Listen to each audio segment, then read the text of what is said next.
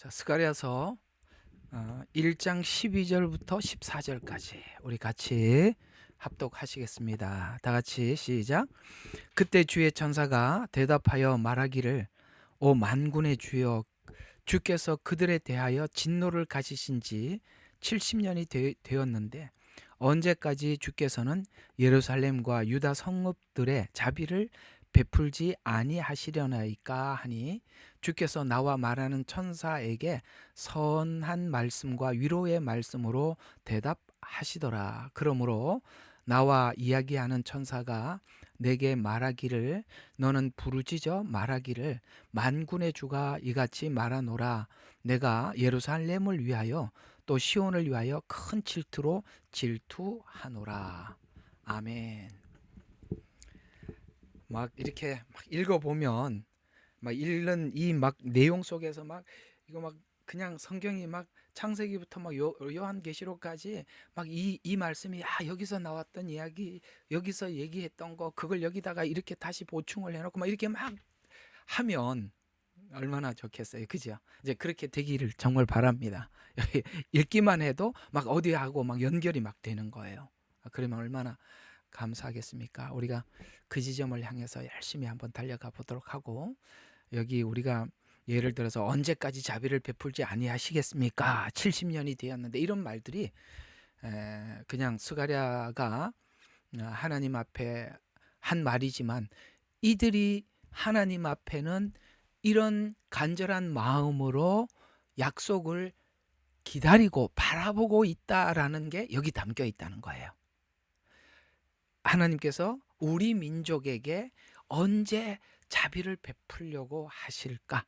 근데 70년이 되었습니다라는 말도 하나님께서 이스라엘에게, 예레미야에게 말씀하신 거, 바벨론에 70년 포로 생활을 했으니까 하나님 그 기간이 되었습니다. 그 기간이 되면 우리에게도 자비를 베풀어. 이 자비라는 것이 단순히 이게 복음을 모르면 그냥 바벨론에서 해방하는 거 이런 정도로 생각하는데, 이거는 예언적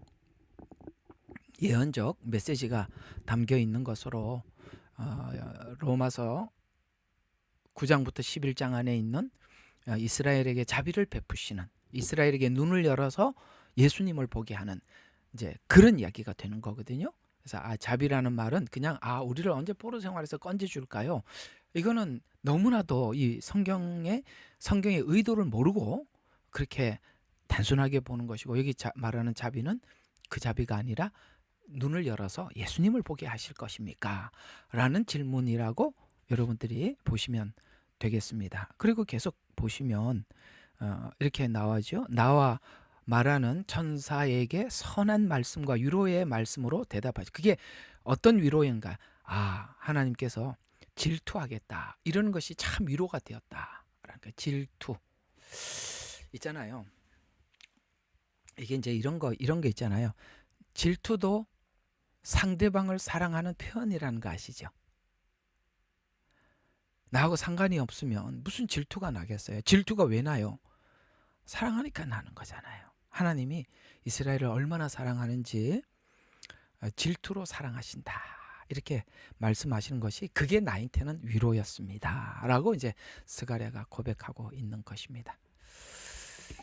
이 이야기가 그냥 읽고 지나갈 만한 짧은 이야기 같아 보여도 성경 전체가 보이는 사람에게는 굉장히 깊은 하나님의 메시지가 여기 담겨 있음을 보게 되지요. 일단은 좀 여러분들이 계속 설교를 들으시면서, 우리가 지금 계속 이게 강해지 않습니까? 그죠? 이게 강해 설교가 뭔지 조금 설명을 하고, 여러분들이 이게 목사님이 이렇게 이런 형식에 따라서 이게 강해 설교를 하시는구나라고 좀 알고 들으시면 좀 도움이 안 될까 싶어서, 제가 이렇게 강해 설교라는 말은 아마 많이 들어보셨을 겁니다. 그죠? 이게 우리가 하는 것도 이것도 다 강해 설교이지만, 강해 설교에도 이게 나누어져 있다는 걸 아셔야 합니다. 이게 강해 설교라고 해서 강해 설교가 다 같은 강해 설교는 아니고, 강해 설교 분류별로 나누어 보면 이게 세 형태로 나누어지는데요. 첫 번째는 강해는 하지만 그 안에 있는 교훈적 강해 설교라는 게 있어요. 교훈적 강해 설교는 뭐냐면 그냥 그 안에서 우리가 평상시에 설교를 할 때 어떤 본문과 대지를 택해 놓고 본문을 설정해 놓고 거기 있는 내용의 교훈을 가지고 설명을 했는데 여기저기서 찾아서 교훈을 설명하는 걸 보고 그냥 설교라 그래요. 그냥 우리가 주제 설교라 이렇게 하면 되게 좀 낫겠죠?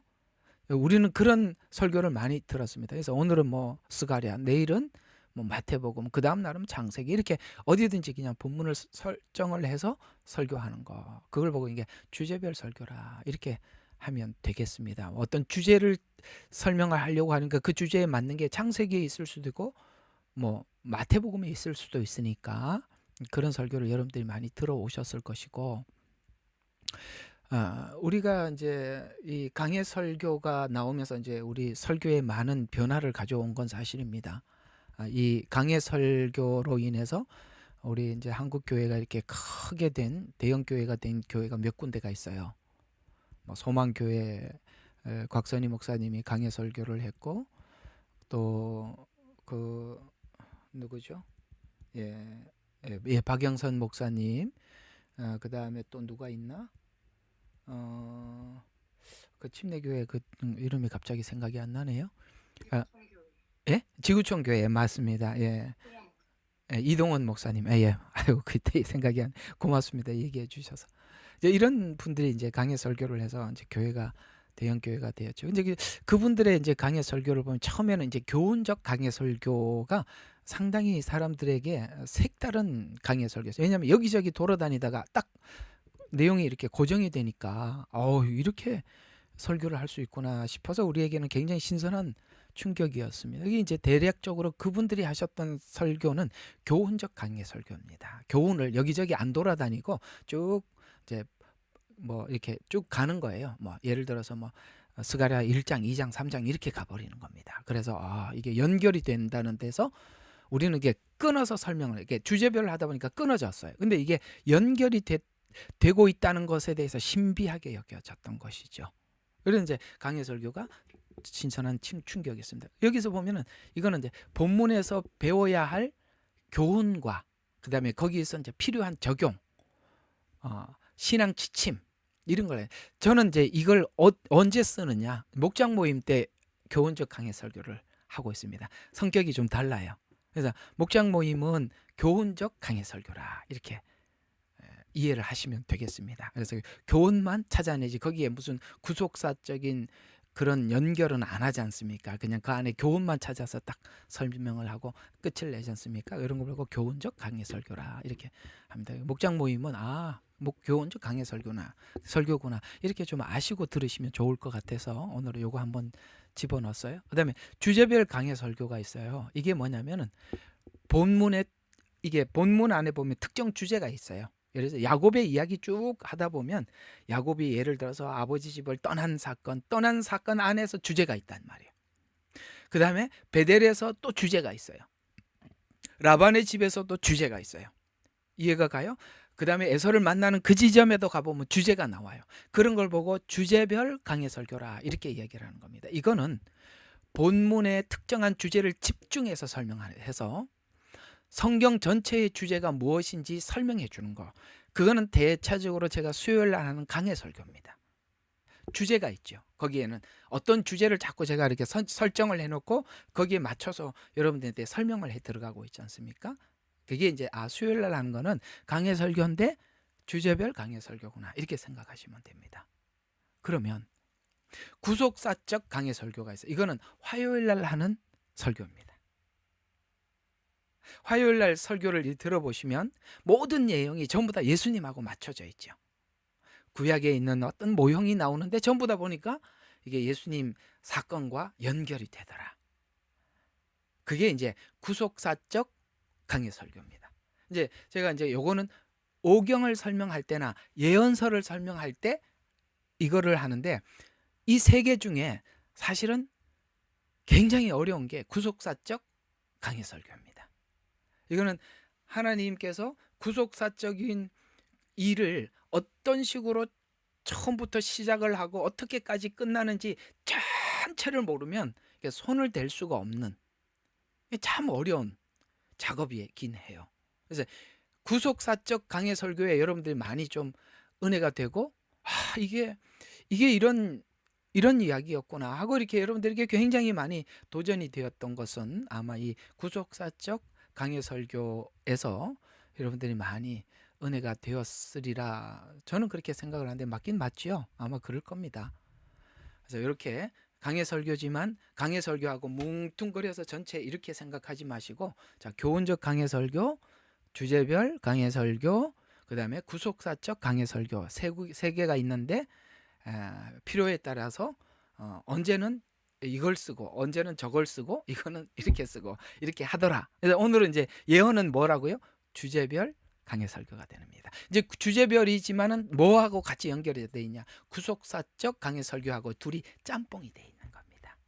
같이 묶여져 있다. 자, 이렇게 알고 설명을 들을 때 설명을 어떤 방식으로 하느냐 알고 들으면 도움이 되지 않을까 싶어서 오늘 잠깐 시작하기 전에 말씀을 드렸습니다. 자, 12절부터 하나하나 보도록 하죠. 이렇게 나옵니다. 그때 천사가 이제 주님 앞에 이렇게 자, 그때 주의 천사가 대답하여 말하기를, 오 만군의 주여, 주께서 그들에 대하여 진노를 가지신 지 70년이 되었는데, 그들, 여기서 말하는 그들은 이스라엘입니다. 70년이 되었는데 언제까지 예루살렘과 유다 성읍에 자비를 베풀지 아니하시려나이까? 라는 이 질문은 그냥 단순한 질문이 아니라 여기서 자비를 베풀지 아니하시려나이까? 라는 이 말, 로마서 11장하고 연결이 되어 있다고 저번에 잠깐 말씀드린 적이 있죠. 이게 뭡니까? 종말에 이스라엘에게 자비를 베풀어 주신 이 70일에, 그러니까 이스라엘 역사는 지금 AD BC는 이스라엘 역사가 아니라 이거는 이방인의 역사 안에서 보는 거고요. 이방인의 역사 안에서, 이방인 교회, 이방 교회의 역사 안에서는 AD BC로 보는 게 맞아요. 그러나 예언적 이해를 가지고 예언서를 접근을 할 때면은 AD와 BC로 이렇게 접근을 해버리면 이게 교회 역사거든요. 근데 하나님은 지금 이스라엘에게는 사실 AD와 BC를 무시한 채 70일을 가지고 계속 설명을 하고 있기 때문에 이 시간을 맞추는 그 자체가 AD, BC로 가지고 맞추기 때문에 교회가 나온 거예요. 그게 아니라 이스라엘에게 맞춰보면 무조건 70일에로 접근을 해야 돼요. 70년이 되었는데 자비를 베풀지 아니하십니까? 라고 이렇게 묻고 있다는 겁니다. 이 70일에 70년 중에서 70일이라고 하면 한 일회가 7년이잖아요. 그러면 10일이잖아요. 어쨌든 지금 그런 관점에서 봐야 된다는 거예요. 이들이 지금 예언서에 나오는 대부분은 다 이 70일회를 가지고 해명을 하고 있고요. 그래서 이 70일회는 다니엘서에서 나오잖아요. 그 다니엘서 70일회가 그렇게 중요한 겁니다. 그러면 이건 뭐와 같은 거냐면 종말에 이스라엘에게 자비를 베풀어 주실 이 70일회로 해석하면 예언이란, 자, 이렇게 보셔야 돼요. 이제 오늘 예언의 성격을 알면 예언이란 미래 예언이 예언이란 미래 거잖아요. 미래에 있을 일이지 않습니까? 그런데 미래의 예언이 과거에 있었던 사건, 그 사건이 있었으면 그 사건을 일으킨 하나님의 의미가 있을 거 아니에요. 그 사건을 왜 일으켰는지, 그러니까 의미와 그 다음에 방법이 동일하게 미래에 나타날 것이라고 예언을 미리 과거에 설명해 주었음으로 인해서 미래에 일어날 예언은 이런 의미가 있고 이런 목적을 가지고 있다라는 것을 과거에서 알고 미래 예언을 접근하라는 거예요. 예언은, 그러니까 세상 사람들이 말하는 예언은 과거에 없었던 사건이 그냥 막연하게 앞으로 이렇게 될 거라고 이렇게 말을 해주는 거예요. 그러나 성경은 예언을 그렇게 하지 않았고, 성경의 예언은 이미 과거에 있었던 그 사건과 의미와 목적이 똑같은 게 훗날 미래에 또 일어난다, 이런 뜻이라 이 말이에요. 계시록에서 그러니까 우리에게는 이제 한 가지 예언밖에 안 남았잖아, 그죠? 예언 중에서 앞으로 요한 계시록이라는 미래의 예수님 재림이라는 예언이 하나가 남아 있는데, 계시록에 일어날 예언은 이미 과거에 있었던 사건과 동일한 의미에서 접목을 시켜보면 계시록은 하나도 어렵지 않다면, 구약에서 예언서를 다 이해를 하고 계시록을 딱 보는 순간 이해가 된다. 그러면 이거는 저 혼자만의 말이면 안 되니까 성경에 그런 식으로 어디 나와 있는데요? 그럼요, 근거를 대야죠. 저 혼자 이야기면은 다 그 의미가 없고, 성경에는 그런 제가 지금 말씀드린 형식으로 성경에는 어떻게 표현을 해놨냐면은 고린도전서 10장 11절에 보면 이렇게 나와 있어요. 자, 불평한 그 이스라엘 백성들이, 그러니까 지금 고린도 교회가 불평을 했어요. 그걸 불평을 가지고 이렇게 얘기해요. 너희가 그 불평한 것처럼 불평하지 마라. 그들은 그러다가 멸망시키는 자에게 당하였느니라. 이제 그들에게 일어난 이 모든 일이 이게 뭐 과거에 있었던 일이란 말이에요. 지금 이스라엘 백성이 광야에 나와서 하나님 앞에 불평하다가 불뱀에 물려 죽기도 하고 그랬지 않습니까? 지금 그 얘기를, 그때 과거에 이 모든 일이 본보기가 되고, 또 잘 들어요. 이것이 그때 사건으로 끝난 게 아니라 세상 끝날을 당한 우리에게 권면으로 기록되어 있다. 그러니까 그때 하나님이 그들이 불평한 그들을 향해서 그렇게 심판했던 것이 그때 심판으로 끝난 게 아니라 훗날도 하나님 앞에 그렇게 하는 자들에게 심판으로 끝날 것이다 라고 그렇게 권면으로 기록되었다는 거예요. 그러니까 과거에 있었던 사건들은 지금 현재 우리가 현재 거울이 되고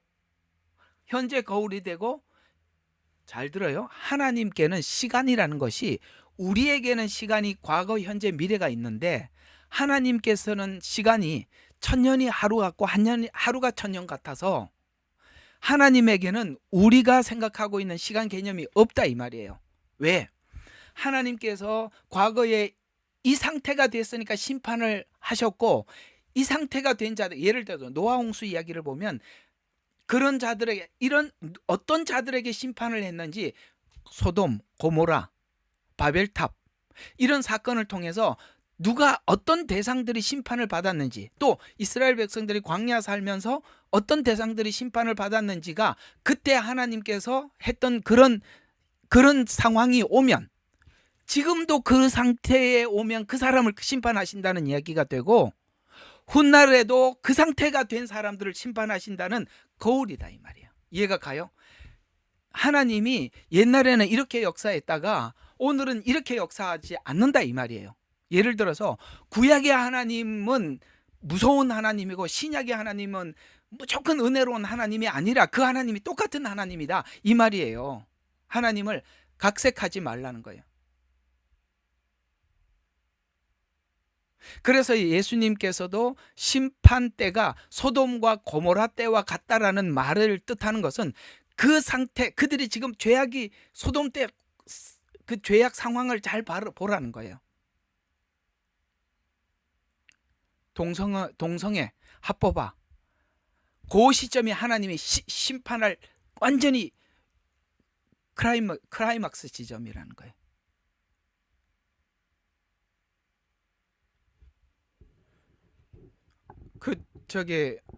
호주 이렇게 법이 통과된 거 저도 읽어봤는데, 이거 이제는 이렇게 뭐죠?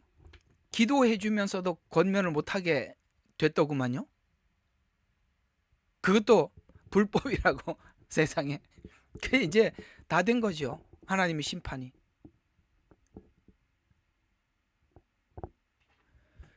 이런 것처럼 그때 그러니까 이해가 가죠? 하나님께는 과거, 현재, 미래가 없다 이 말이에요. 과거에 그 상태가 되면 지금도 심판을 하고 훗날 또 그 상태가 되면 심판하신다. 똑같다. 불평하지 마라. 그들에게 일어난 일들이 본보기가 되고 또 세상 끝날에 당한 우리에게 권면으로 기록되었느니라. 또 전도서 1장 9절과 10절이 예언을 가장 잘 설명한 게 여기거든요. 자, 이미 있었던 것과, 이거 과거죠. 그 다음에 앞으로 있을 것이며, 그죠? 이미 있었던 일이 앞으로 있을 것이 현재도 과거에 있었던 게 있고 미래도 있다는 거죠. 이미 있었던 거죠. 그래서 이미 된 것이 앞으로 될 것이니 미래죠. 과거, 현재, 미래가 전부 다 똑같다 이 말이죠. 그러니까 해 아래 새 것이 없도다. 하나님이 예를 들어서 구약에 이런 하나님이 있고 신약에 이런 하나님이고 뭐가 이리 다르지 않다며 똑같다. 그래서 해 아래 새 것이 없도다. 똑같다. 어떤 것을 가리켜보라. 새 것이라고 말할 것이 있느냐. 그것은 우리 앞에 있었던 옛 시대에 이미 있었던 거. 그 이스라엘 백성들이 그렇게 했던 행동들, 이스라엘만 하는 게 아니고 우리도 하고, 우리도 이스라엘처럼 혼나고 징계를 받고 있고 똑같다 이 말이에요. 그래서 성경의 역사를 반복해서 기록하는 것은 미래 예언을 해석하는 열쇠를 삼으라. 어떤 일이 일어날까 기대가 된다. 뭔가 좀 새롭지 않을까? 아니라 이 말. 성경에 다 기록해 놨다니까. 똑같다. 이렇게 얘기하는 것과 같습니다. 그래서 오늘 여기 12절에 있는 이 하나님의 대답은 앞에 있었던 질문에 대답을 하는 건데요. 마지막 종말 시간에 있을 7년 환란을 둔 이유가, 자, 오늘 여기 뭐라고 이야기했습니까? 마지막 7년 환란은 하나님의 질투다. 누구를 향한 질투냐? 내 백성을 괴롭힌 자들을 더 이상 보지 않겠다는 하나님의 질투, 그 사랑이 드러나는 시기다. 그래서 내 백성들을 괴롭힌 이방인들을 심판하고 내 백성을 내가 처음에 언약한 그대로 되찾아오겠다. 질투다. 여러분, 이 질투의 사랑을 잘 표현한 게 호세아거든요. 그래서 하나님의 그 질투는 정말 죽음보다 강합니다. 참 우리 하나님이 우리를 그렇게까지 사랑하신 거에 대해서 감사도 하면서 세상이 우리가 뭐라고 하더라도 우리는 자신감이 있는 거예요. 왜? 하나님이 얼마나 우리를 사랑하는지. 질투로 사랑하신대. 그래서 오늘 여기 보면은 참으시던 자기 중에 자기 백성을 되찾아 돌이키기 위한 하나님의 질투의 시간이 7년이라는 거예요. 그러니까 그 하나님께서는 자기 질투를 그냥 다 쏟으신 거예요. 나팔 재앙을 통해서, 대접 재앙을 통해서 그냥 있는 대로 쏟는 거예요. 이제는 하나님의 질투가 쏟아지는 거죠.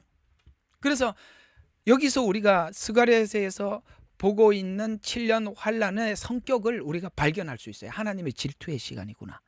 그래서 그런 의미에서 이스라엘에게 예수 그리스도의 자비의 복음을, 이게 자비를 언제 베풀겠습니까? 라는 말이 이스라엘에게 자비의 복음을 열어서, 이제 여기 스가랴서 보면 그때가 하나님이 이스라엘의 눈이 열리는 시간이라니까 자비의 복음을 열어서 하나님께서 자기 백성을 되찾는 시간으로 준비한 시간으로 이스라엘에게 7년 환란이 이 관점에서는 이스라엘에게는 위로가 된다. 그러니까 여러분들 7년 환란이 하나님이 내 것 찾겠다고 진노하시는 시간이라는 거에 대해서 하나님 앞에 사랑을 듬뿍 받는 사람들은 드디어 나를 찾으러 왔구나 하고, 날 데리러 왔구나, 나 찾으러 왔구나, 얼마나 위로가 되겠어요. 그래서 여러분 7년 환란이 위로예요? 아니면 이게 지금 여기 위로의 말씀으로 대답하더라 이렇게 얘기했는데, 여러분 어때요? 7년 환란이 위로예요? 아니면 와 이거 어떻게 7년을 이게 버티지? 이런 생각이 드세요? 아직은 잘 이해가 안 가죠? 두려움이세요? 아니면 여기 위로예요? 이거 분명히 위로라고 말했거든요. 사랑하는 이가 빼앗긴 우리들을 찾으러 왔잖아요. 이게 호세아서에 잘 나와 있다고 했어요. 호세아 잘 보세요. 호세아는 그 관점에서 기록한 겁니다. 그럼 이 이야기가 로마서 11장에 이렇게 나와 있죠. 7년 환란을 바라보는 관점이 우리가 오늘 이 스가랴서의 위로라는 말로 좀 달라지기를 바라는 의미에서 로마서 11장 25절부터 27절. 자, 이제 성경을 빨리 찾아서 누가 좀 읽어봐요. 누가 읽어보는 게 제일 좋습니다. 로마서 11장 25절에서 27절. 제가 읽으면 가다가 진도가 안 나가. 여러분들이 읽어주시지 않으면 또 계속 중간에 설명하느라고. 자, 누가 한번 찾아서 읽어주시겠습니까? 25절, 27절, 11장. 형제들아, 너희가 스스로 지혜 있는 채 하지 않게 하기 위하여 이 신비를 너희가 모르기를 내가 원치 아니하노니, 이는 이방인들의 충만함이 차기까지는 이스라엘의 일부가 완고하게 된 것이라. 그리하여 온 이스라엘이 구원을 받으리라. 기록된 바 구원자가 시온에서 와서 야곱에게서 경건치 아니한 것을 제거하리라. 이는 내가 그들의 죄들을 없앨 때 그들에 대한 나의 언약이 이것임이니라 함과 같으리라. 아멘. 고맙습니다. 자, 충만해지기까지 하나님 기다렸다는 거예요. 이방인이 충만할 때까지 기다렸다가 이게 이제 충만하다는 말은 구원받을 자가 다 돌아왔고 심판받을 자는 심판받을 길로 깊이 들어가 있는 이 상태. 노아 때가 그랬고 소돔과 고모라 때가 그랬죠. 똑같습니다. 그러니까 둘이 이제 그래서 지금 하나님께서 이제 나누어지는 거예요. 흑백이. 옛날에는 회색 지대였어요, 교회가. 근데 지금은 이제 흑은 흑으로 계속 가고 백은 백으로 가는 겁니다. 이게 완전히 갈라지는 시간입니다. 그래서 일부 완고하게 된 것이라. 그리하여 온 이스라엘이 구원을 받으리라. 이게 왜냐면은 호세아서를 보면 이스라엘은 음란한 여인이라고 그랬어요. 우상 숭배했단 말이에요. 근데 여기는 온 이스라엘이 구원을 받으리라는 이 일이 일어나는 이유는 뭐냐면 그들은 음란한 여자였지만 하나님께서 호세아서를 보면 하나님께서 은혜와 자비와 긍휼의 옷을 새로 입혀서 구원하시겠다고 하셨어요. 우리가 그들이 음란한 여인이었던 것만큼이나 돌아와서 정결한 여인이 되는 겁니다. 뭐 그렇다면 그런 줄 아세요. 그다 설명 다 나와 있어요. 그냥 하도 많이 나와 있으니까 계속 보세요. 그래서 온 이스라엘이 구원을 받. 이게 무슨 뭐라고요? 적어 놓으세요. 이거 이스라엘의 대속죄일을 이야기하는 거예요. 대속죄일. 이런 걸 그냥 지나가지 말라고요. 대속죄일 그걸 이야기하는 겁니다. 기록된 바 구원자가 시온에서 와서 야곱에게서라는 이런 표현을 쓸 때는 이스라엘을 이야기하는 것입니다. 이 야곱의 경건치 아님이 뭐죠? 율법으로 이렇게 되려고 했던 거예요. 그걸 내가 제거하버려. 하나님의 자비를 입혀서 율법으로 의롭게 되려고 하는 걸 내가 싹 지워버리겠다. 이는 내가 그들의 죄를 없앨 때. 누가 없애요? 내가 없앨 때. 이런 말들을 놓치지. 내가. 이스라엘이 자기 죄를 없애지 않아요. 내가 그들의 죄를 없앨 때 그들에 대한 나의 언약은 이것이니라 함과 같으니라 하면서 쭉 설명을 해가고 있어요. 이게 뭡니까? 이방인의 충만함이 이스라엘의 구원의 시작이라는 것이죠. 이방인은 이미 하나님이 긍휼을 베풀어서 자비로 구원을 얻었고 이스라엘도 이제 그 자비의 문이 열려서 눈이 열려서 구원을 얻게 하려 할 것이다. 그러면 왜 하나님은 꼭 이거 위에는 다른 걸로는 좀 이스라엘은 그렇게 하나님을 섬기려고 애를 쓰고 율법도 지키는데 좀 봐주시지 꼭 이 자비로만 구원을 시키려고 하느냐. 여러분 아까 낮에 설명을 드렸죠. 이 자비가 아니고는 우리 자유의지는 가짜야. 우리 사랑 고백도 가식이야. 조건이 걸려 있으면 가식이야. 그래서 오직 자비로만 하나님이 구원을 하시겠다. 뭐 이거는 이야기 좀 지나가겠습니다. 하도 여러 번 이렇게 되면 또 다른 방향으로 가니까. 자, 그러면 이렇게 하나님께서 로마서 11장을 쓰다가 성경은 포기해 버렸어요. 더 안 써. 쓰다가 포기한 글이야. 왜요? 여기 보면 11장 33절에 보면 32절 보니까 오 깊도다 하나님의 지혜와 지식에 부요하며 이게 더 이상은 계시도 불가능하고 설명도 불가능해서 이렇게 끝나는 거예요. 보세요. 깊도다 하나님의 지혜와 지식에 부요하며 그분의 심판을 어찌 헤아리며 그분의 지나간 길을 어찌 헤아리요. 그러니까 이스라엘의 이 음란한 걸 누가 고치겠냐. 이방인들이 이유 없이 조건 없이 구원을 받고 그들이 이스라엘이 시기나게 해서 그들을 다시 자비로 구원을 시키는 이런 구조를 어떻게 그거를 우리가 인간이 그걸 파괴해. 만약에 사단이 그걸 알았더라면 그걸 방해했을 텐데 알 길이 없어. 가룟 유다를 통해서 예수님을 팔아서 예수님을 십자가에 못 박은 것이 사단은 생각할 때 승리라고 생각했어요. 왜? 죽여버렸잖아. 왜냐하면 사단은 더 이상을 부활을 생각할 수가 없어요. 사단은 죽음 이외에는 다른 게 없다고 생각하는 거예요. 그러나 그 죽음이 죄사함이라고 사단이 알았더라면 예수님을 살렸을 텐데 모르고 죽였는데 그게 대속이었다는 거예요. 이스라엘이 거부하는 것이 온 인류가 구원받는 하나님의 은밀한 숨은 하나님의 계획이라는 것을 아무도 몰랐다는 거예요. 그래서 이 서신을 기록을 하다가 너무 가슴이 벅차서 깊도다 하나님의 지혜여 지나간 길을 누가 찾아낼 것이냐, 누가 주의 생각을 알았느냐, 아무도 몰랐다는 거예요. 아무도 몰랐다는 거예요. 누가 알았느냐, 누가 그분의 의논자가 되겠느냐, 누가 상담자가 되겠느냐. 야, 주님 어떻게 하면은 온 인류를 구원하실 수 있을까요? 하고 누가 그 상담을 할 사람이 누가 있느냐 이 말이에요. 의논자가 되겠느냐. 그 다음에 누가 먼저 그분께 드려서 되돌려 받겠느냐. 누가 이걸 알고 먼저 하나님의 계획이 이건 줄 알고 뛰어가겠느냐.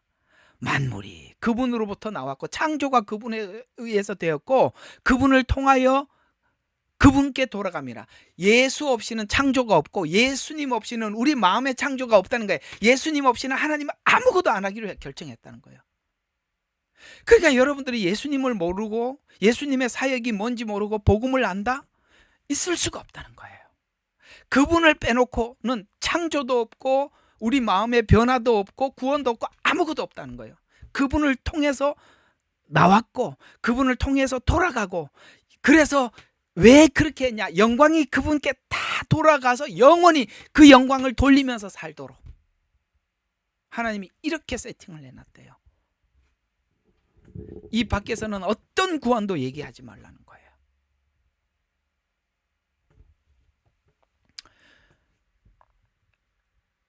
자, 그래서 이런 하나님의 큰 틀, 구원의 이 틀과 계획이 하나님이 그러면 중간중간에 아담이 타락을 하고 이스라엘이 그 다음에 중간에 범죄하고 그럴 때마다 수정하고 이렇게 했느냐? 아니라는 거예요. 처음부터 구원을 그렇게 구상을 했었다는 거예요. 자, 신명기서 32장 누가 빨리 찾아서 읽어보세요.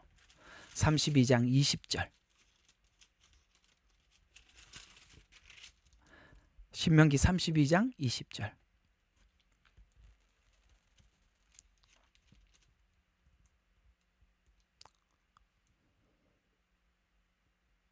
이?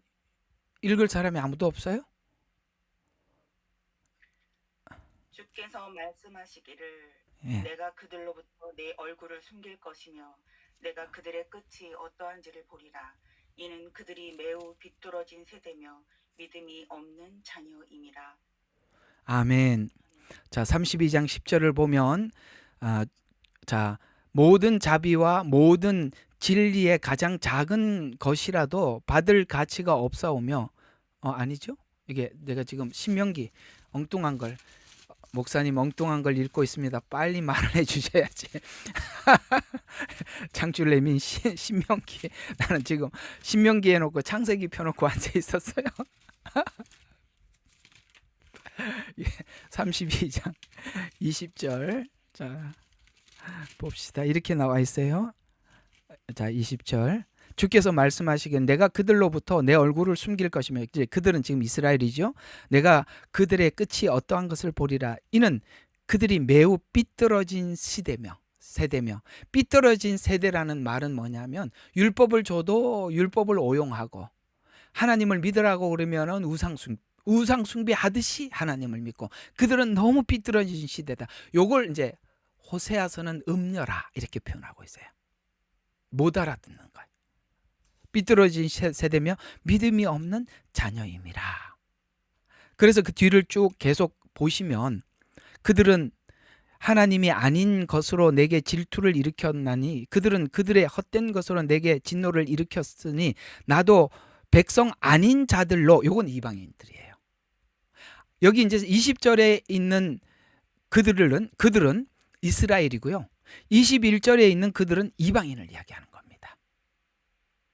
그래서 그들은 그들이 헛된 것으로 내가 일으켰으니 나도 내 백성이 아닌 그들로, 이방인들로 인해서 그들에게 질투를 일으키며, 지금 여기 로마서 11장 이야기를 여기서 그대로 하고 있는 겁니다. 하나님, 이게 처음부터 하나님이 계획한 구원이었다라는 거예요. 요 방식이. 그걸 지금 로마서 11장에 아까 사도 바울이 마지막 정리한 겁니다. 그래서 나도 어리석은 민족으로 그들에게 진노를 일으키리로다. 이게 이제 아까 로마서 10장 19절, 그 다음에 11장 11절에서 정확히 인용했습니다. 요 구절을 인용한 겁니다.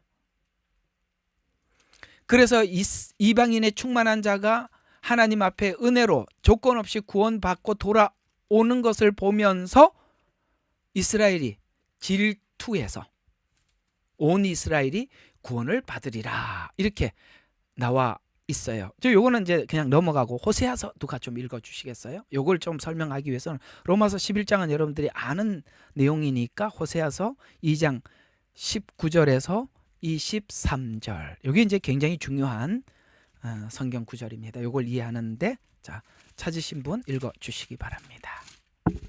호세아서 2장 19절부터요. 또 내가 너를 내게 영원히 정혼시키리니 정녕 내가 너를 의와 공의와 자애와 자비들로 내게 정혼시키리라. 23절까지. 예. 내가 신실함으로 너를 내게 정혼시킬 것이니 내가 주를 알게 되리라. 그 날에 내가 들으리라. 주가 말하노라. 나는 하늘들을 들을 것이요 그들은 땅을 들으리라. 또 땅은 곡식과 포도주와 기름을 들을 것이요 그들은 이스라엘을 들으리라. 내가 땅에서 나를 위하여 그녀를 심고 내가 자비를 얻지 못하였던 그녀를 위하여 자비를 베풀리라. 또 내가 내 백성이 아닌 자들에게 말하기를 너는 내 백성이라 하리니 그들이 말하기를 주는 나의 하나님이시니이다 하리라. 아멘. 아멘. 자, 여기서 말하는 말하는 그는 이스라엘이고, 여기 호세아서대로 하면 고멜이고 음녀입니다. 근데 그를 내가 뭘 하느냐? 자, 이게 이제 잠깐 살펴보면 내가 너를, 요게 가장 중요한 단어예요. 다른 게 여러분들이 눈에 들어오면 안 됩니다. 음녀를 누가 고쳤냐? 내가 너를, 주님이 고쳤다는 거예요. 그러니까 내가 너를 내게 영원히 정원시키리니, 여러분 구원을 호세아서는 부부 관계로 설명한다는 걸 아셔야 돼요. 여러분 있잖아요.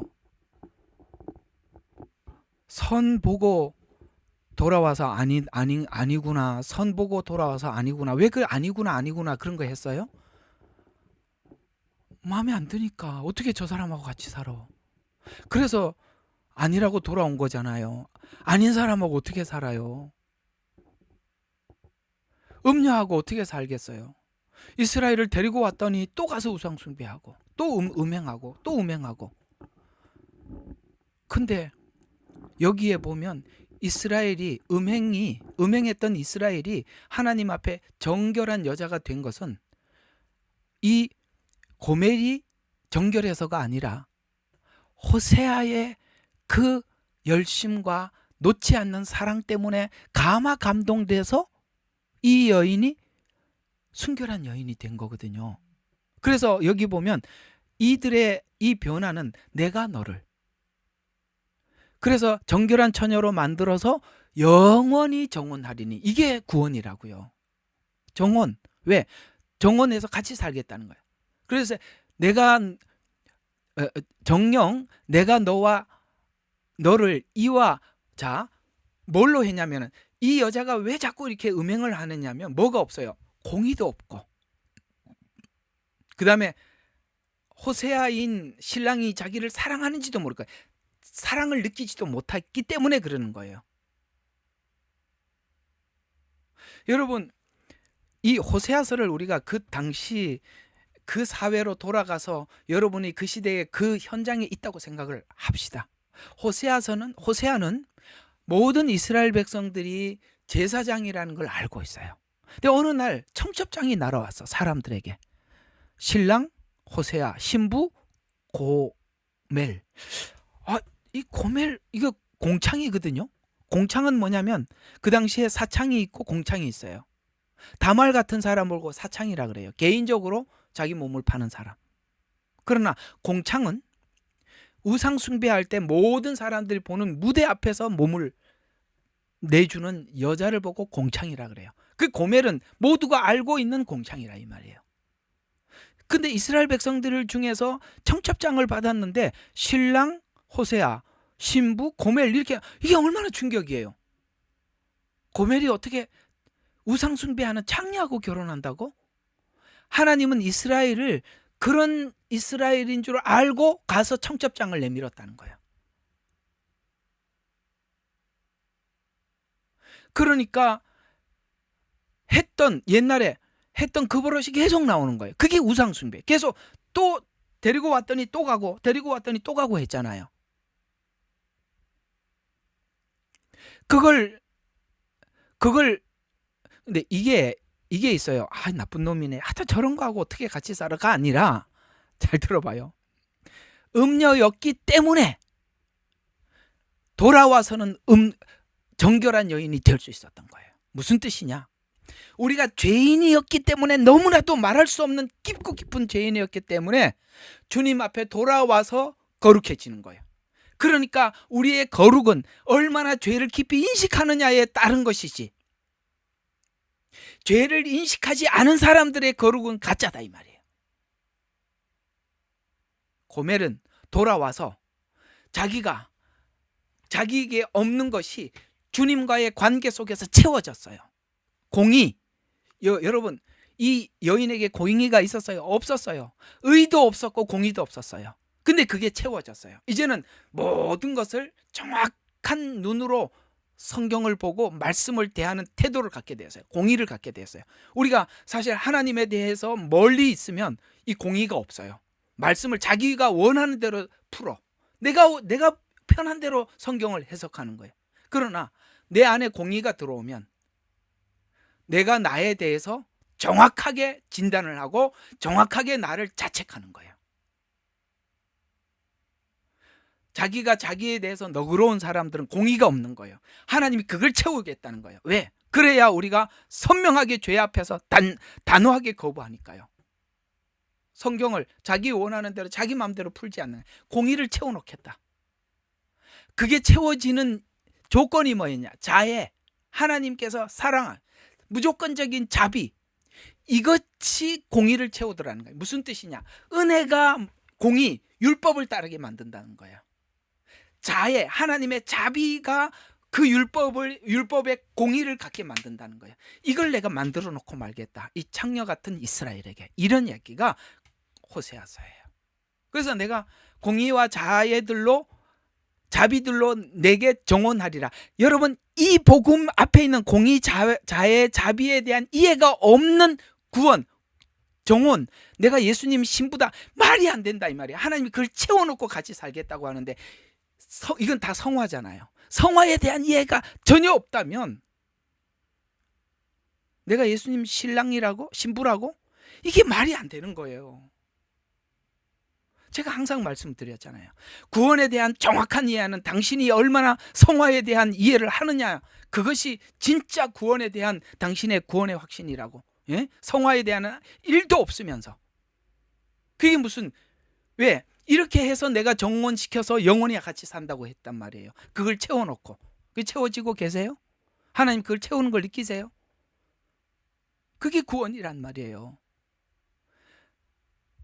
내가 이 일을 하기까지 내가 신실함으로 너를 내게 정원시킬 것이니, 이게 하나님의 신실 때문에. 그러니까 나간 걸 또 호세아 보고 데리고 오라 그래서 또 데리고 또 그게 하나님의 신실함이라니까.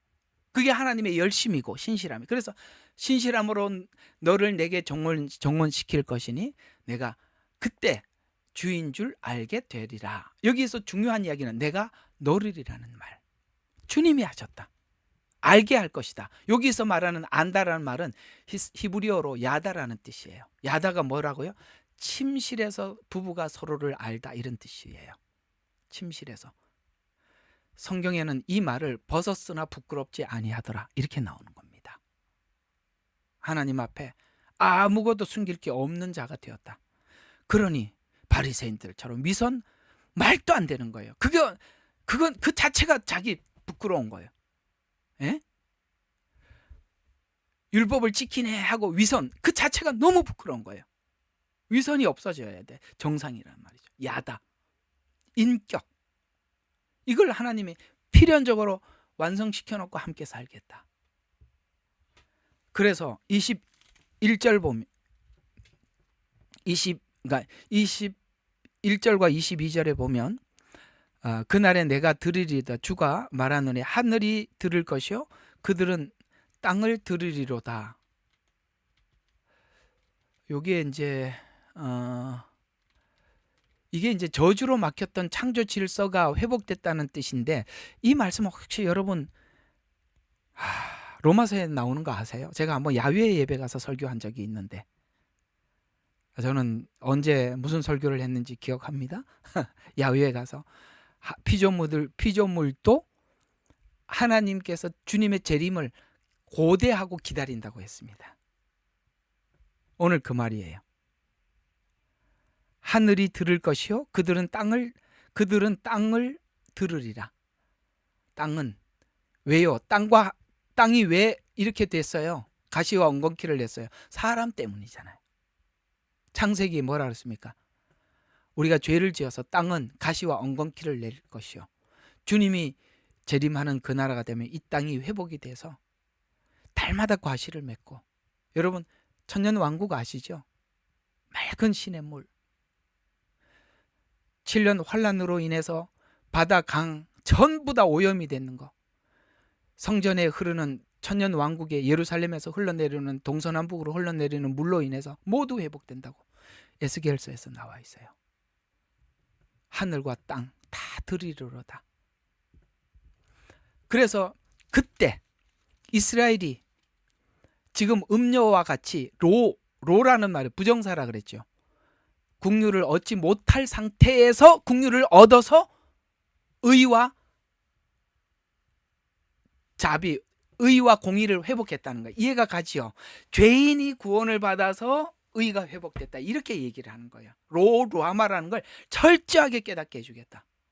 네가 음녀라는 걸 분명히 못 박아서 정결케 하겠다. 로하마에서 루하마, 로암미, 로는 항상 부정사라 그랬죠. 내 백성이 아닌 자리에서, 언약을 어겨서 내 백성이 아닌 그 자리에서 내 백성이라, 암미라 이렇게 하겠다. 구원은 죄인이 의인이 된 걸 아는 거예요.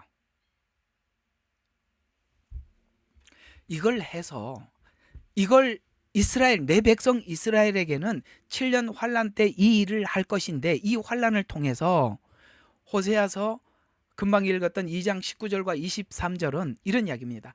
이스라엘과 하나님이 정약했어요. 언약을 했어요. 그래서 혼인했지만 배교한 이스라엘을 7년 환란을 통해서 눈을 열어서 다시 그 자비, 십자가의 복음을 열어서 다시 정혼을 시킬 것이다. 신부인 고멜에게 자비를 베풀어서 그에게 의를 준다. 이 의는 이스라엘에게, 지금 이스라엘은 의를 어떻게 얻으려고 하고 있어요? 율법을 지켜서 의롭게 된다고 생각을 하고 있단 말이에요. 그런데 예수님께서 주신 의를 입었다는 말은 내가 한 게 아니라 하나님께서 줘서 입혀준 거예요. 그거 좀 이따 설명할게요. 여기 이제 마태복음에 나오는 그 말씀 내가 한번 하면서 그때 설명을 하기로 하고, 자, 의가 스스로 만들어진 게 아니라 하나님이 입혀준 의. 이게 결혼을 지금 호세아서는 구원을 뭐라고 설명하고 있다고? 결혼이라고 설명하고 있다고 했죠. 우리는 자꾸 절기니 뭐 이런 걸 가지고 하는데 그거는 시간을 하나님께서 시간과 시점을 이해하라고 준 거예요. 그래서 무슨 날짜가 아니라 하나님의 초림이 유무초 초실절 같이 이런 의미를 가지고 있고, 재림은 오순절은 초림과 재림 사이에 있는 절기 이어주는 성령 강림 시간이라는 거고, 절기하면서 다 했어요. 다 했는데 그런 것들은 의미를 전달하는 것인데 구원을 잘 설명한 것은 도리어 호세아서 부부관계에서 설명을 하고 있다는 거예요. 이 복음이 처음부터 어디부터 이렇게 나와 있느냐면 하나님께 아담을 깊이 잠들게 하시고는 십자가의 죽음을 이야기하는 거예요. 그래서 갈빗대 하나로, 그래 예수님이 갈빗대 마지막 죽음에 뭐 어떻게 했습니까? 창에 찔리셨잖아요. 옆구리에 갈빗대 하나로 깊이 잠들게 하시고 죽어서 우리를 하나님께서 신부로 만들어서 데리고 온 겁니다. 처음부터 복음이 그렇게 돼 있었다고요. 자, 어쨌든 이게 신부가 스스로 이렇게 된 게 아니라, 이걸 이제 이스라엘 결혼 풍습을 보면은 신부를 얻기 위해서 신랑은 지창금을 가지고 가는데, 이 지창금이 뭐라고요? 십자가의 죽음, 대속이라는 거예요. 그래서 그 피가 언약의 증표라는 거예요. 그래서 내가 이 성찬식을 하면서 먹어라, 살을 먹고 피를 마시라, 이것은 내 살이고 내 언약이다, 새 언약이다. 이 언약, 지창금. 그래서 그 감화 감동을 받은 신부가 그걸 배경으로 이 받은 의를 가지고 자기 하나님 앞에 의를 지금 이렇게 만들어 가고 있는 거예요. 여러분들과 제가 지금 이렇게 가꾸고 있는 중이라는 거예요.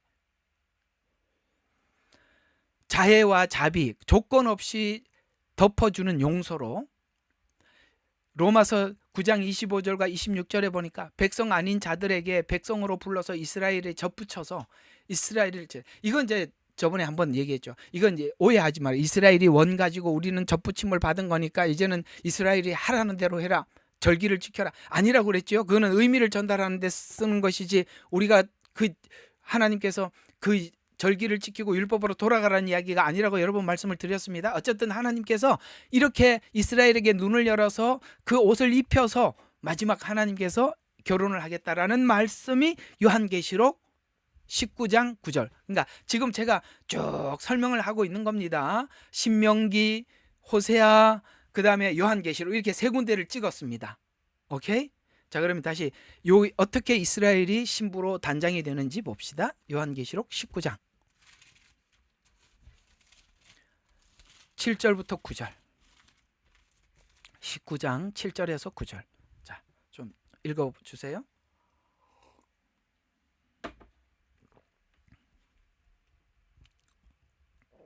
기뻐하고 즐거워하며 그분께 존귀를 돌리세. 이는 어린 양의 혼인식이 다가왔고 그의 아내도 자신을 예비하였음이라. 이제 그녀에게 허락하사 정결하고 흰 세마포를 입게 하셨으니 세마포는 성도들의 의라고 하더라. 그때 그가 내게 말하기를 어린 양의 혼인잔치에 초대된 그들은 복이 있다고 기록하라 하고, 또 내게 말하기를 이것들은 참된 하나님의 말씀들이라. 아멘. 아멘. 고맙습니다. 이거를 호세아서에서 가지고 와서 풀어야 이게 확 열리는 거예요. 호세아서에서 하나님이 어떤 의의를 입혀주셨나. 자, 보세요. 기뻐하고 즐거워해라, 그분께 존귀를 돌리세. 신부가 누구에게 돌려요? 그분께 돌린단 말이에요. 그분은 누구죠? 예수님이죠. 그래서 어린 양의 혼인식이 다가왔어요. 여기 이제 7년 환란이 혼인식이 다가왔다는 이야기죠. 아내도 자신을 예비시켜, 그분이 예비시켜 주셨다, 옷을 입혀 주셨다는 거예요. 마지막 때 하나님께서 이스라엘에게 눈을 열어서, 이 복음의 눈을 열어서 우리가 입고 있는 이 구원의 옷, 의의 옷을 입게 만들어 준다는 거예요. 그래서 이제 그녀에게 허락하서 정결하고 흰 세마포, 요거 고멜을 생각해 보면, 아, 그걸 벗기고 입혔구나. 이게 스가랴에서는 어떻게 나오느냐. 대제사장 여호수아가 하나님 앞에 서서 더러운 옷을 입혔는데 사단이 고발을 할 때 하나님 뭐라 해요? 그걸 벗기고 입히라. 이게 의의 옷이라 이 말이에요. 이게 이제 마태복음에 나오는 이거 이제 좀 이따 설명을 할게요. 이게 그 얘기를 하는 거예요. 한번 계속 좀 봐요. 이제 자, 어디 갔지? 자, 8절 후반절을 보니까 흰 세마포를 입게 하셨으니 세마포는 성도들의 의라. 이 의는 예수님이 흘린 보혈로 우리가 얻은 의거든요. 그때 그가 내게 말하기를 어린 양의 혼인 잔치에 초대된 그들은 복이 있다고 기록해라 하고 또 내게 말하기를 이것은 참된 하나님의 말씀이라는 말은 그냥 말씀을 가지고 착착착 해가지고 이해했습니다. 이 말이 아니라 하나님께서 언약하고 성취한 열매다 이 말이에요. 말씀이라는 말이. 아시겠어요? 그냥 말씀이다 그래서 또 우리가 기본적으로 알고 있는 말씀 그래갖고 말씀 또 짜집기 하기 시작해. 그 말이 아니라 그 하나님께서 말씀하시고 성취한 열매다 이 말이에요. 왜요? 그가 입혀주셨다 그랬잖아요. 이 구원이라는 것이 그래서 하나님 앞에 은혜라는 거예요. 여기까지 오늘 하고 마쳐야 돼요. 자, 요거 봐야 돼. 마태복음 22장. 자, 이제 의가 예수님 피 흘린 보혈의 옷이라는 것을 알게 되었습니다. 근데 이제 이 비유가 도대체 무슨 이야기냐? 이제 다 알았으니까 이 비유가 그냥 열리죠. 22장 11절에서 13절. 자, 요 마지막 누가 한번 읽어 주시겠습니까? 14절까지. 왕이 손님들을 보러 들어가서 거기에 예복을 입지 않은 한 사람을 보고 그에게 말하기를 친구여 그대는 어찌하여 예복도 입지 않고 여기에 들어왔는가 라고 하니 그가 아무 말도 없었느니라. 그러자 왕이 종들에게 말하기를 그 사람의 손과 발을 묶어서 데리고 나가 바깥 흑암에 내어 던지라. 거기서 울며 이를 갈고 있으리라고 하였느니라. 부름을 받은 사람들은 많아도 택함을 받은 사람들은 적으니라고 하시니라. 아멘. 부름을 받았는데 택함을 받. 자, 이게 무슨 말이냐? 자, 한번 보십시다. 예복을 이스라엘은 잔치 이렇게 특별히 이렇게 결혼식이나 이런 잔치를 하면은 예복을 미리 보내서 그 예복을 그러니까 보낸 예복을 입고 가야 돼요. 근데 이게 지금 잔치가 시작됐는데 어떤 사람이 예복을 입지 않고 왔어요. 그래서 이제 그 초청한 사람이 물었어요. 야, 친구야, 그대는 어찌하여 예복을 입지 않고 여기에 들어왔는가 하고 하니 그가 아무 말도 없는지라. 왜요? 그 보낸 옷 안 입고 자기가 마음대로 만들어서 입고 갔거든요. 그게 무슨 옷일까요? 자기가 만든 의입니다. 자기가 만들어 놓은 의입니다. 자기 방식대로 믿는 믿음입니다. 이게 얼마나 무서운지 아시겠습니까? 막판에 내가 이 옷이 내가 지금 이해하고 있는 구원이 성경이 말하고 있는 구원이라고 생각하고 있다가 하나님 앞에 가서 친구여 어찌 내가 준 옷을 입지 않고 네 맘대로 네가 지어서 입고 왔느냐라는 말을 듣고 그가 아무 대답도 하지 못하고 그 다음에 뭐라고 이야기합니까? 바깥 어두운 게 이게 저기 천주교에서 말하는 연옥이 아니라 이 말이에요. 바깥 어두움은 지옥을 이야기하는 거예요. 하나님 앞에 마지막 심판대에서 심판을 받았다는 뜻이에요. 그게 무슨 연옥이에요? 아닙니다. 거기서 왜 이를 갈고 앉아 있겠어요? 속았다는 거예요. 이 사람 왜 그 옷을 입고 있었을까요? 이 옷이 맞다고 누군가가 설명을 했기 때문에 이 옷이면 된다고 안심하고 있었을 겁니다. 거짓 복음은 마지막에 가서 내가 잘못 들어섰네? 알게 될 겁니다. 마지막 주인이 판단하는 겁니다. 아시겠어요? 그래서 여러분 있잖아요. 몇 가지 우리가 알고 있는 교리를 가지고 이게 구원의 확신이라는 거. 여러분 이거 과연 하나님이 주시는 옷 맞는지, 우리가 과연 하나님 앞에 하나님이 주신 구원과 의와 은혜와 자비의 구원을 받았다면 잘 들어봐요. 성경 어디도 막히지 않아야 돼. 퀘션이 안 생기게 되어 있어요. 이해가 가요? 하나님께서 우리에게 못 알아듣는 말을 준 게 아니에요. 이 고민을 하는 사람들은 어디 가서 무슨 말을 읽어도 다 이해가 되는 거예요. 내 고민과 같으니까 다 공감이 되게 돼 있어요. 왜 공감이 안 되냐? 다른 쪽으로 이해를 하고 있기 때문에 그래요. 그러면 성경이 절대 열어주지 않아요. 성경은 안 열리게 돼 있어요. 그러니 이게 성경을 성경으로 설명하지 못하고 자꾸 성경 하나 펴놓고 딴소리 하는 거예요. 왜? 안 열리니까. 풀어지지가 않는데 이거 어떻게 설명하겠어요? 어딜 가도 안 막히는 게 하나도 없다니까요. 강해는 전체를 알아야 할 수 있는 거예요.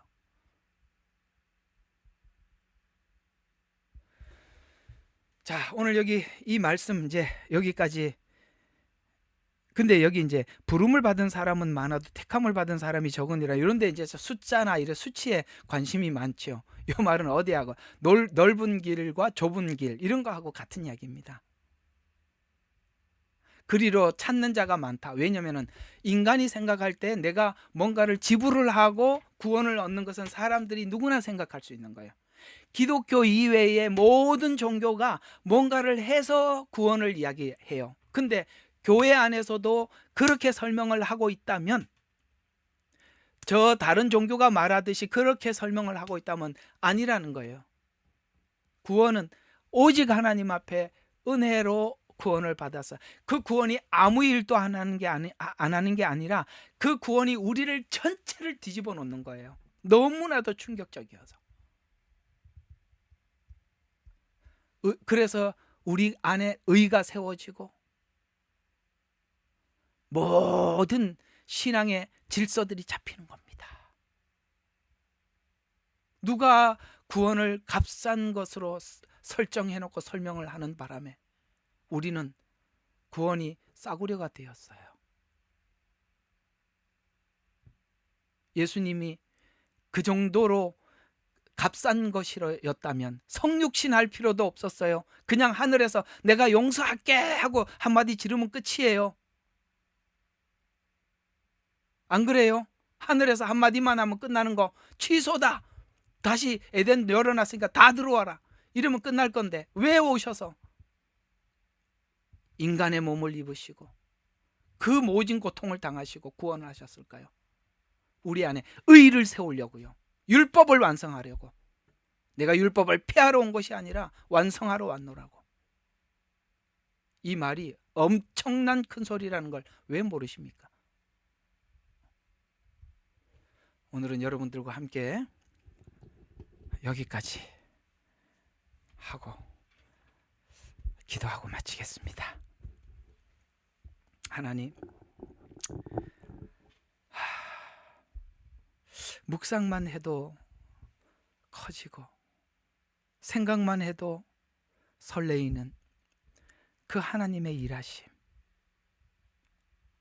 우리 가슴 속에 다 담을 수가 없어서 수도 없이 잠을 깨며 그 하나님의 은혜를 생각하면서 감사하면서 살아가고자 하는데, 우리는 또 육신이 연약하여 넘어지는 우리 모습들을 볼 때마다 하나님 앞에 늘 죄송스러워서 오라 나는 곤고한 사람이로다, 누가 나를 여기서 건져주랴, 이 함성을 우리가 날마다 지르면서도 여전히 부족한 우리들을 바라볼 때마다 우리는 하나님이 말씀하시는 상상할 수 없는 그 거룩함에 도전하게 됩니다. 아마도 이 은혜가 아니었더라면 적당한 선에서 거룩을 성취했다고 착각할 텐데, 주님께서는 그리스도 예수의 장성한 분량까지 자라라고 하셔서 저희들 오늘 거기까지 도전하고자 합니다.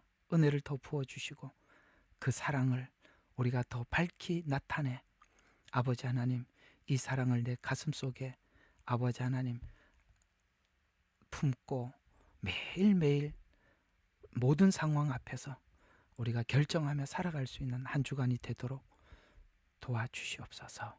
오늘도 이 저녁에 귀한 말씀으로 함께해 주신 하나님께 감사를 드리옵고 우리를 구원하신 예수 그리스도의 이름으로 기도합니다. 아멘.